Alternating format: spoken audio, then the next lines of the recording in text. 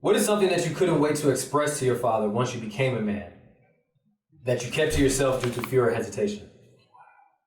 I would say that for myself, since my father's not here, I'm like you, Marlo. Like, bro, you was right. Like, Dad, like, you was right about everything. Like, when it came to finances, when it came to just doing things without having a plan, I learned those mistakes from my father. He always used to tell me this one thing. He'd be like, son, ain't nothing new under the sun. Y'all ever said that to y'all kids? Ain't nothing new under the sun. I used to hate that phrase. I'm like, bro, something new, Dad, all right? It's something new. But when I would think about the lessons that he was teaching me at a young age, I'd be like, wow, like as a man now I'm really feeling it and really understanding it and grasping it.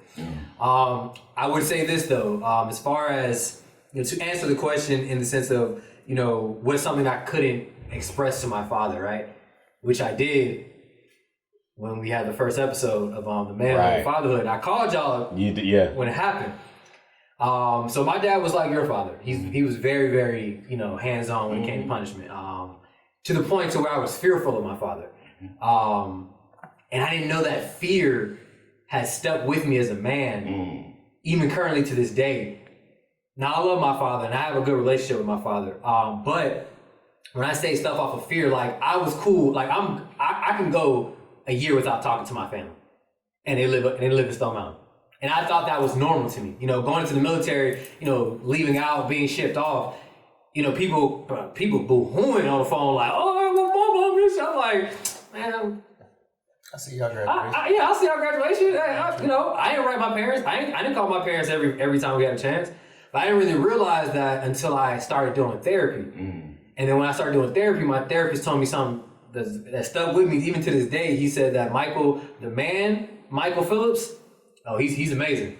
He's doing great. He has a lot of things going for him, but the child inside you is crying out for help. And I didn't really realize that until I saw certain things in my life, that affected it, whether that's relationships, whether that's business, that I moved from a fearful standpoint.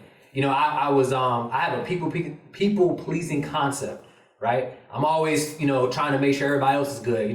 Hey, make sure you're happy. But inside, I'm dying down. I'm not really speaking up or saying what I want to say. And that's because when I was a child, growing up, you better not say nothing. You better not talk back to your father. Even if you didn't agree with something, right? I didn't have that outlet to where I could just have a dialogue with my father and it could be mutually respected off of one way. It was, no, it's my way.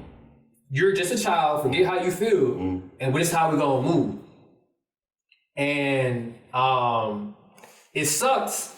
It sucked at the time, but I didn't really realize. I thought that's just how all black fathers were, to be honest with you. I did. Because, my dad was there for me all the time. My dad was I'm Eagle Scout, right? So my dad was a scoutmaster. He was raising other people's kids, sons, I loved that about my father, but I was fearful of him and I always moved off of that. So one of the things, I confronted my father about when we had the episode was that.